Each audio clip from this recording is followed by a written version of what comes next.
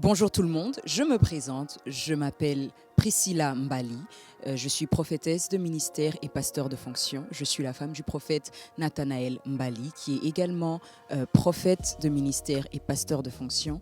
Ensemble, nous sommes entrepreneurs, moi je suis écrivaine également et lui c'est un futur écrivain. D'ailleurs, restez branchés, il y a son premier livre qui sort très prochainement. Je suis la maman de Gummy Bear. C'est une petite fille qui a bientôt 1 an par la grâce de Dieu. C'est la petite fille par qui le Seigneur est passé pour vraiment me consoler et me restaurer. Alors je suis très heureuse aujourd'hui parce que nous nous retrouvons sur le plateau de Grande Sœur, dis-moi tout. Alors quand il y a quelques mois, Mallory est venue nous parler du projet, je savais que c'était le Seigneur qui était en train de nous parler pour lancer l'émission. Alors, la plateforme Grande Sœur Dis-moi Tout sur Instagram, coaching.prisca, compte aujourd'hui 11 600 femmes à travers le monde qui nous suivent d'ici et là. Et sur la page, j'encourage les femmes, j'exhorte les femmes. Elles me contactent pour un coaching personnel, elles me contactent pour plusieurs sujets tabous dans notre communauté. Alors, nous avons voulu viser beaucoup plus grand concernant la plateforme Grande Sœur Dis-moi Tout, raison pour laquelle aujourd'hui nous lançons l'émission Grande Sœur Dis-moi Tout. Alors pour aujourd'hui, je ne suis pas seule, j'ai une invitée avec moi, elle s'appelle Christina et lorsqu'elle avance, est-ce qu'on peut acclamer pour Christina? Bonjour servante de Dieu, merci de m'avoir invitée prophétesse, je suis très honorée d'être là, merci. En tout cas, moi aussi, je suis très honorée de te recevoir aujourd'hui. Est-ce que tu peux juste te présenter en quelques secondes? Qui es-tu, ce que tu fais? Alors moi je suis Christina, j'ai rencontré le Seigneur il y a maintenant 7 ans et donc petit à petit par sa grâce je suis en train d'évoluer. J'ai 25 ans et puis j'évolue dans la vie active dans le domaine du transport. Du transport, ok. Et tu as fait quelles études pour en arriver là? Quelles sont les études? J'ai fait un bac ES, après je me suis dirigée vers un BTS commerce international et puis j'ai continué avec une licence transport logistique et j'ai fait un master des managers du développement d'affaires à l'international. Intéressant. Alors aujourd'hui tu es mon invitée et nous allons parler d'un sujet qui est très sensible. Nous allons parler de l'absence paternelle. Et je crois que c'est quelque chose que tu as vécu. Est-ce que tu peux parler un peu de cette période de l'absence paternelle? Exactement. Alors moi, il faut savoir que je ne suis pas issue d'une famille chrétienne, donc le Seigneur a choisi de me ramener à lui en premier parmi ma famille pour l'instant. Donc j'ai choisi dans un environnement très toxique, mais sans le savoir. Donc en fait, par rapport à mon expérience que j'ai pu avoir avec mon père, en fait, c'est que je ne savais pas que j'étais sous cette emprise, entre guillemets, sous cette domination, si je puis dire, sous cette dureté paternelle, entre guillemets, parce que j'étais vraiment... Vas-y. Parce que, en fait...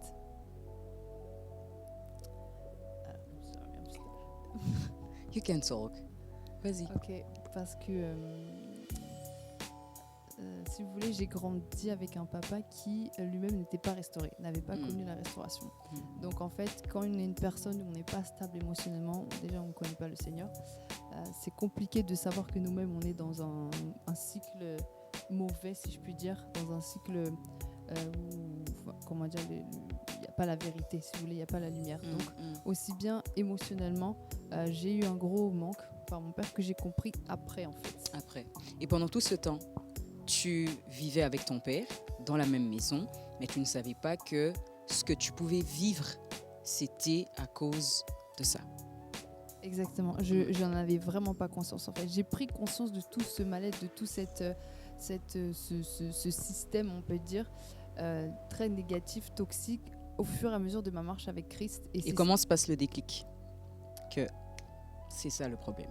Et le Seigneur, il passe par différents canaux. Okay. Il faut justement pas se fier juste à Dieu. Dieu parle de plusieurs manières et il est passé par vous, il est passé par mon père spirituel, il est passé par une thérapeute, il est passé par plusieurs choses, des situations dans la vie pour me faire comprendre en fait, et le Saint-Esprit lui-même pour me faire comprendre ah là ça va pas, ah là il y a ci, ah là et ça, et petit à petit ça a été un cheminement. Le Seigneur a vraiment commencé une restauration depuis que je suis venue à l'église Signs and Wonders. Maintenant ça fait bientôt 1 an. Et concernant ce que tu es en train de dire, il y a sûrement des comportements que tu as eu à avoir à cause de cette absence paternelle. Est-ce que tu peux citer quelques comportements que tu as eu à avoir pendant que tu vivais cette absence? Énormément de colère, de frustration interne, à un point où je peux vous dire que vous-même, vous ne savez pas, que vous ne vous rendez pas compte. Je me souviens très bien que quand je suis arrivée à l'église Signs and Wonders, un des premiers entretiens que j'avais avec mon père spirituel, il m'a dit « Mais tu as beaucoup de colère dans le cœur ». Et j'étais choquée quand il m'a dit ça parce que je ne m'en rendais pas compte. Et en fait, c'était, vous savez, quand on est sous l'emprise, quand on est vraiment assujetti, si vous voulez, à une autorité, à notre papa, et qu'on ne le sait pas, en fait, on accumule, et on refoule en fait tout ça, sans s'en rendre compte. Ce que tu viens de dire concernant ton père et que c'était un homme qui lui-même n'était pas restauré, malheureusement, ce sont des blessures qui sont générationnelles. J'aime un livre, je ne sais plus qui l'a écrit, le titre c'est « Ça n'a pas commencé avec toi ».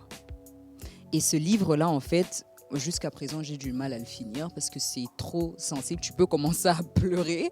Vraiment, on dit des choses où, en fait, tu arrives à reconnaître ton enfance. Et moi, lorsque j'ai commencé à lire ce livre, j'avais l'impression d'avoir un miroir et on parlait de moi. Il faut savoir que moi, je me suis séparée de mon père quand j'avais 3 ans et demi, 4 ans.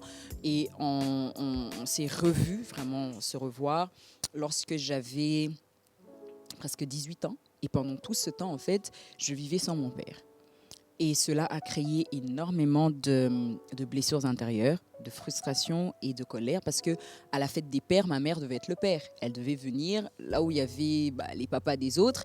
Et tu sais, quand on est enfant, on est innocent et les enfants posent des questions. En gros, pourquoi c'est ta maman qui vient toujours? Pourquoi pour la fête des pères tu fais quelque chose pour ta maman? Tu vois, et c'est des questions comme ça que je commençais à me poser parce que j'avais pas de réponse sur le pourquoi je ne vivais pas avec mon père. Et d'ailleurs, je me disais, lorsque nous allons commencer à vivre ensemble, c'est là où, en fait, je serai restaurée. Ce qui était totalement faux. Parce que c'est là où, vraiment, je me suis rendu compte que c'était encore mieux si on s'était jamais retrouvés. Pourquoi? Parce que, tu vois, quand tu vis avec une personne et que cette personne est indifférente face à tes émotions, elle est distante, elle est nonchalante. Tu vois ce type de personnage? Oui. Alors, c'est ce que je vivais. En fait, surtout dans notre communauté, je viens d'une famille où les gens s'en foutent des émotions des autres, où en fait, tu ne sais même pas dire ce que tu ressens réellement en tant qu'enfant, où on te coupe la parole, où tout est manifesté par l'agressivité et la colère. Tu vois? Et donc, ce qui se passait, c'était qu'en tant qu'enfant, tu grandis déjà avec ce dysfonctionnement où tu refuses l'autorité. Et ça suit des femmes dans leur mariage. Tu vois qu'il y a beaucoup de femmes où on dit oui, mais elle est insoumise, elle est insoumise. C'est pas qu'elle veut être insoumise. Elle se protège de quelque chose, on ne sait pas de quoi elle est en train de se protéger. Pourquoi? Parce qu'elle ne s'est pas sentie suffisamment protégée. La protection, ça n'a rien à voir avec le fait que ton père, il comble financièrement ou qu'il t'emmène à l'école ou tout ça. La protection que ton père te donne vient par sa capacité de pouvoir te rassurer, de t'aider à avoir confiance en toi, pas à chaque fois te casser, même des fois te ridiculiser devant les gens. Et eux, peut-être, ils trouvent ça normal. Quand tu fais une bêtise, ils appellent toute la famille, toute façon. Tu vois, c'est des petites choses comme ça qui, malheureusement, cassent en fait la confiance que tu as en toi-même. Je suis d'accord avec vous, et ça touche pas que les familles africaines. Moi, je suis d'origine grecque. Et c'est vrai que quand on fait face à ce genre de situation, on est totalement humilié, on se sent humilié et on se sent incompris. Et c'est vraiment important, je pense, pour les hommes d'être sensibilisés au fait aussi pour les problèmes des femmes. Parce que, surtout à l'adolescence, on est dans un âge où on se découvre, on se développe, on prend conscience de qui on est. Et c'est important aussi, on découvre notre corps, et c'est important aussi pour un père de comprendre sa fille, de comprendre son enfant. Par exemple, quand les périodes de menstruation arrivent, c'est important de montrer sa présence, je dirais, parce que moi, je me souviens, j'ai connu des situations où mon père, il me dit, j'étais complètement, je quittais le lycée parce que j'avais d'énormes douleurs, etc. Et mon père, il me disait, mais c'est quelque chose que tu peux anticiper. Alors que Alors tu qu'on ne peut peux pas pas, anticiper ça, exactement, oui. justement. Et c'est malheureusement ce qu'on voit beaucoup. Les pères ont un rôle très important à jouer dans la vie de leur fille. Je le vois avec ma fille aujourd'hui. Ma fille, quand on me disait, les filles, c'est pour les papas, je disais, ouais, mais je le vois. Ma fille, quand je sors et je reviens, elle va être contente. Elle va dire, oh, maman, elle est revenue. Mais quand c'est son père, j'ai droit à un spectacle. Elle va crier. Là, maintenant qu'elle sait marcher à quatre pattes, c'est fini. C'est fini. Elle veut que son papa l'apprenne. Et la manière dont elle est avec son père, je vais vous donner juste un autre exemple qui me revient. Au point où, quand son père me fait un câlin, elle va crier. Elle ne veut pas avec son papa. Lorsque son père s'approche en mode « Oh, ma femme », elle crie, elle ne veut pas. Quand il me fait un bisou à la joue et que je l'avais portée, elle va ramener sa joue, donne lui aussi un bisou à la joue. Donc, je ne sais pas si j'ai mis au monde ma rivale, mais ce n'est pas normal. Ce n'est pas normal. Ma fille et son père, tu vois en fait à quel point un père est tellement important dans la vie de son enfant. Et ce que j'aime énormément avec mon mari, c'est qu'il arrive en fait, malgré qu'elle n'a pas encore 1 an, à beaucoup la combler émotionnellement. Tu vois, il y a des choses avec moi. Moi, par exemple, j'ai du mal en tant que mère. Elle a mon caractère. Malheureusement, elle a mon caractère. Elle est très autoritaire, très tout ça. Et donc, quand son père lui parle, et il n'est pas obligé de la crier dessus ou tout ça, il lui parle avec beaucoup de douceur, je vais voir qu'elle ne va plus refaire. Elle ne va plus refaire. Au point où maintenant, quand avec moi, malgré qu'elle n'a pas encore 1 an, et que je lui dise, je vais appeler papa, elle arrête. Elle arrête. Et tu vois, c'est des choses comme ça, quand j'observe, sérieusement, je me dis, tiens, tu vois, les pères ont un rôle très important à jouer dans la vie de leur fille, parce que quand elle va se marier, si on veut qu'elle soit une jeune femme mariée qui est soumise, il y a un travail que son père doit faire dans sa vie. Il ne doit pas juste être là en mode « oui, toi, tais-toi ». Tu vois, des trucs comme ça autoritaires dont l'enfant n'a pas forcément besoin pour écouter. Il faut un dialogue, tu vois. Ouais, il faut un dialogue et la douceur est un langage de l'amour. Justement. Et donc c'est pour ça Justement. que les filles, enfin les enfants, on a besoin de ça. Le côté paternel, il ne faut pas confondre entre l'autorité parentale et les besoins aussi qu'il faut apporter à notre enfant. On va, comme vous l'avez dit, il y a la stabilité financière, mais aussi émotionnelle. Et je pense que peut-être beaucoup de personnes se trompent ou se font peut-être une mauvaise idée de ce qu'est son rôle de parent, parce qu'il y a le côté financier, mais il y a le côté aussi émotionnel. Dire je t'aime à son enfant, apporter de la douceur à son enfant. Justement. Et justement, quand vous témoignez de ce que la Seigneur a fait à travers votre fille, à travers votre vie, ça me fait vraiment réfléchir sur l'environnement dans lequel on évolue. Non seulement quand on est chrétien, mais comme des personnes comme moi où on n'a pas eu, on est les premiers à être ramenés à Christ, et c'est important que le Seigneur nous fasse grâce, qu'on soit vraiment guidé dans un bon environnement pour pouvoir évoluer, être restauré. Tu sais, il y a une différence entre une femme qui a grandi dans un environnement où les parents s'aimaient vraiment et une jeune femme qui a grandi dans un environnement où elle voyait pas ses parents manifester l'amour l'un envers l'autre, où ils s'embrouillaient tout le temps, ou encore des parents qui ont divorcé. C'est l'image qu'elle aura du mariage, sauf si le Seigneur vraiment renouvelle son intelligence et il fait un travail en elle. Ou sinon, elle va entrer dans le mariage avec des blessures intérieures et elle ne va pas du tout accepter l'autorité de son mari. Ce sera une femme vraiment rebelle. Pas parce qu'elle veut être rebelle, mais c'est parce qu'elle veut se protéger. Elle pense qu'elle peut tout contrôler. Elle pense qu'elle est une superwoman. Alors que la beauté d'une femme, selon moi, c'est sa capacité de pouvoir se soumettre à son mari et d'agir avec humilité. Et malheureusement, quand tu viens d'une famille qui a ce dysfonctionnement niveau paternel, même niveau maternel, parce que ça aussi, on en parlera prochainement, tu te rends compte en fait que l'enfant grandit avec une manière de voir les choses totalement différente que des personnes qui ont grandi avec une mère ou un père qui était vraiment, vraiment présent pour eux. Par exemple, si j'observe mes copines avec qui j'ai grandi qui ont eu un père présent, notre manière de voir les choses est totalement différente, tu vois.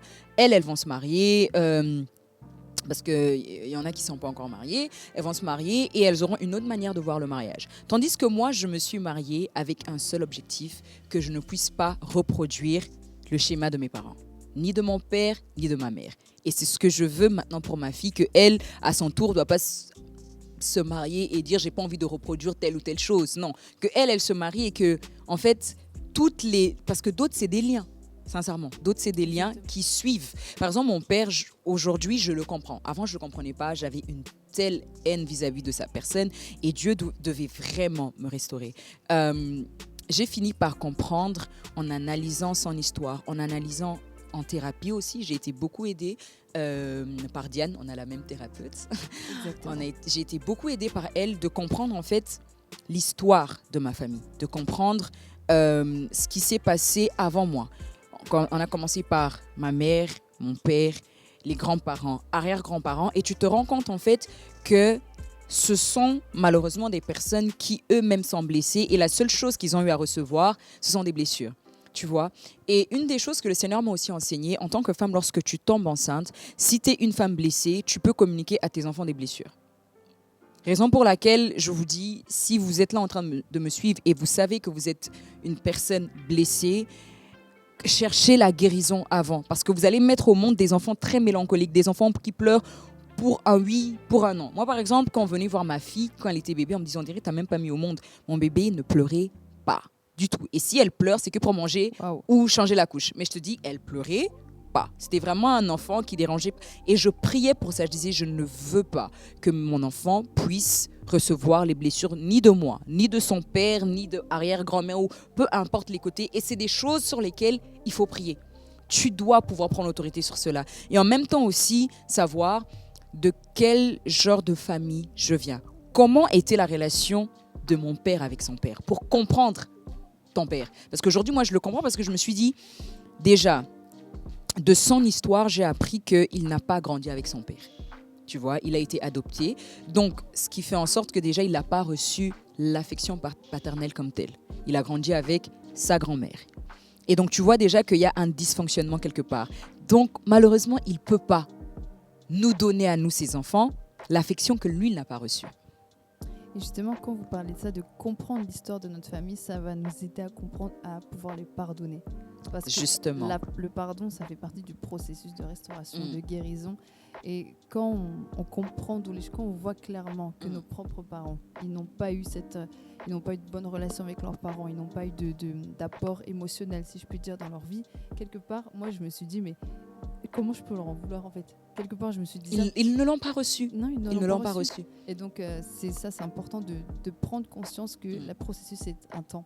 Et qu'il faut le respecter, le temps. Exactement. Pas no rush, même dans le mariage, comme vous dites. Et justement, si je peux rajouter quelque chose par rapport à ça, le fait, vous voyez, de comprendre toutes ces choses, de comprendre les erreurs que j'ai faites à cause de ça, par exemple, pour le choix avec certains hommes, etc. Ça m'a permis aussi d'être éclairée sur le choix de mon conjoint. Voilà, de savoir que, ah non, je ne veux pas ce côté macho, ce côté dur, autoritaire, etc. Voilà, ça m'a vraiment enseigné un équilibre. Exactement. Et c'est justement ça aussi. En tout cas, quand j'ai choisi Nathan comme mari, c'était que je voyais, en dehors du fait que ce soit un bon mari pour moi, je savais qu'il serait un bon papa pour ma fille. Tu vois, c'est surtout ça que j'ai regardé. Parce qu'il y a des hommes, ça peut être un bon mari pour toi. Mais est-ce qu'il pourra être un bon père pour tes enfants ? Tu vois un peu.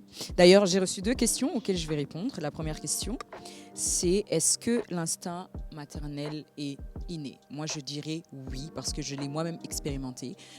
Personne ne m'a appris que je dois me réveiller la nuit pour m'occuper de mon enfant. Il y a des émotions que je ressens que mon enfant ressent aussi. Je peux être dans une autre pièce et ma fille est dans une autre pièce. Je vais savoir que là, mon enfant va pleurer et j'ai raison. Mon enfant va pleurer. Dès qu'on m'a ramené mon enfant dans ma chambre, lorsque j'ai accouché, ça s'est activé. C'est comme un déclic que tu reçois. Personne t'envoie. Tu sais que là, je dois allaiter. Là, je dois faire telle chose. Là, je dois faire ça. Et même lorsqu'elle a eu ses vaccins, j'avais eu envie de pleurer avec elle. Je ressentais la douleur qu'elle ressent. En fait, c'est trop bizarre. Donc oui, c'est inné. Et j'ai reçu encore une deuxième question. Je vais la lire. Est-ce que j'ai vraiment besoin de dire à mon enfant que je l'aime tous les jours ou il est censé le savoir ? Moi, je dirais, en tout cas, ça c'est mon avis, je dirais oui. Ton enfant doit savoir que tu l'aimes. Ton enfant doit savoir que tu l'aimes parce que surtout dans notre communauté, on a du mal à déclarer des paroles d'amour à nos enfants. Par exemple, je te donne juste quelque chose qui me revient. Quand ton enfant fait une bêtise, Il y en a même, ils ont du mal à demander pardon à leurs enfants, la manière dont ils l'ont frappé ou la manière dont ils l'ont grondé ou puni. Tu vois. Et je parle du principe que ce n'est pas que à ton enfant de te demander pardon. Parce que tu dois pouvoir enseigner par ton comportement toi-même. Tu sais, aujourd'hui, quand je regarde ma fille ne va pas retenir toutes les prédications que j'ai données. Ma fille va retenir le comportement que j'avais vis-à-vis de son père, vis-à-vis d'elle et vis-à-vis des gens autour. C'est ça qu'elle va retenir. Ce sont les actions que moi je pose. C'est de ça, en fait, qu'elle va prendre exemple. Si, par exemple, je suis une femme qui a tendance à insulter son père, elle va normaliser les insultes envers son mari et Exactement. elle va commencer à insulter son mari. Et si je suis une mère qui, au lieu de lui demander pardon, je ne demande pas pardon, pour elle, demander pardon ne va pas être quelque chose qu'elle va normaliser. Elle va trouver ça normal, je blesse, je fais du mal, je parle mal, et elle va passer à autre chose. Tandis que là, aujourd'hui, même lorsque je me suis fâchée contre elle, peu importe le nombre de mois qu'elle a, je ne dévoile pas le nombre de mois de ma fille, c'est pas intéressant. Qu'est-ce que je fais? J'ai un dialogue avec elle parce que je sais qu'elle me comprend. Elle n'est pas bête, c'est un humain, elle comprend. Donc je lui dis pourquoi je ne veux pas qu'elle touche à la télécommande. Je lui dis qu'elle peut le casser. Si par exemple elle veut toucher à la prise, parce que là comme elle marche à quatre pattes, elle veut toucher à tout, je ne vais pas ramener son doigt et faire bzzz. Non, ça je ne vais pas faire. Mais je lui dis regarde ce que ça peut créer. Pourquoi maman est fâchée? Si je t'ai fait peur en criant, je demande pardon, mais voici, je l'explique et je vais utiliser cette éducation-là. Je ne veux pas être une mère qui frappe mon enfant parce que je sais ce que frapper a fait sur moi, les dégâts psychologiques que cela a créé sur moi. Tu vois, et frapper n'est pas la solution. Tu ne corriges pas un enfant en frappant. Vous allez me ramener le verset, oui, la Bible dit, il ne faut pas priver, mais de quelle manière tu frappes ton enfant? Parce que si tu frappes ton enfant n'aura peut-être pas compris la leçon et elle va commencer à faire beaucoup de bêtises et se dire, de toute façon, on va me frapper et on va passer à autre chose. Tu vois un peu? Donc moi, je trouve ça vraiment important d'être un parent qui dialogue avec son enfant, qui manifeste de l'amour envers son enfant. Et les mamans et les papas. Parce que là, aujourd'hui, on a parlé de l'absence des pères, mais nous devons également aussi parler de l'absence des mères dans la vie de leurs enfants. Beaucoup de mamans sont absentes. Elles n'ont aucune conversation avec leurs enfants. À tel point où ta fille a même peur de te dire qu'elle est amoureuse d'un garçon parce que tu vas dire je vais te taper. Dieu a interdit ça. Comment ça Dieu peut interdire les émotions ou l'amour qu'elle peut ressentir pour une personne? Tu n'es pas là pour gronder ou interdire, même si tu veux interdire. Mais de quelle manière interdis-tu à ton enfant ce qu'elle est en train de faire? Il faut le dialogue. Il faut permettre à ton enfant d'être elle-même. Moi, par exemple, j'ai grandi dans un environnement où j'étais carrément, je peux le dire comme ça, mise de côté parce que j'affichais qui j'étais vraiment. Ou aussi, quelque chose qui me revient. Il y a tellement de choses qui me reviennent, Christina. Je ne sais pas si tu as vécu ça aussi, ou tes parents, ou ton père ou ta mère t'imposent d'être en contact avec des gens de la famille avec qui tu ne veux pas. Un petit peu. Un petit peu, Ouais. voilà. Tu vois, ça par exemple, c'est où les pères te disent, c'est mon frère, c'est ton oncle, donc tu es obligé. Tu ne peux pas obliger ton enfant à garder contact avec une personne avec qui il ou elle n'est pas à l'aise, parce que tu ne sais pas pourquoi ton enfant est mal à l'aise. Avant de blâmer ton enfant, il faut chercher à comprendre qu'est-ce qui se passe. Parce que même si cet adulte ne lui a rien fait, il y a des enfants qui ressentent des choses. C'est surtout ça. Donc arrêtez de toujours sous-estimer la vie de vos enfants, les émotions de vos enfants. Ils ont besoin d'un dialogue, ils ont besoin d'être compris. Et il y a aussi justement, parce que moi je l'ai vécu ça, le fait de ressentir des choses quand on est petit par rapport à certaines personnes où on ne sait pas pourquoi on a un blocage et ça passe pas. Il y a des personnes où on est petit, ça ne passe pas. Et vraiment, le parent, il a un rôle responsable par rapport à ça. Ça veut dire que quand l'enfant, il vient dire à son père ou à sa mère, je ne sais pas, cette personne, je la sens pas ou quelque chose comme ça, je pense que vraiment ce parent a ce rôle de prendre ses responsabilités, de tenir écart à la personne, de prendre les précautions nécessaires parce qu'un enfant, il ressent énormément de choses et justement, c'est un être humain, il ne faut pas négliger les émotions d'un enfant. Exactement, c'est vraiment ça. Et il y a tellement de choses à dire sur tout ce qui est les pères, les mères, les parents. Alors, je suis vraiment très contente que vous ayez suivi du début à la fin la première épisode de Grande Sœur, Dis-moi tout. Alors, je vous dis à très bientôt pour un nouvel épisode encore sur notre merveilleux plateau. J'aimerais que nous puissions acclamer pour toute l'équipe derrière qui a travaillé pour la réussite. Je remercie également le réalisateur qui est mon merveilleux époux. En tout cas, le Seigneur nous a bien mis ensemble, bien connectés. C'est lui qui gère tout ce que vous êtes en train de voir ici. Merci à Mallory qui est chef de projet, qui a bossé et qui bosse très très dur. Et merci à toutes les personnes de l'équipe Grande Sœur Dis-moi tout. On se dit à très bientôt et que le Seigneur vous bénisse. Bye bye.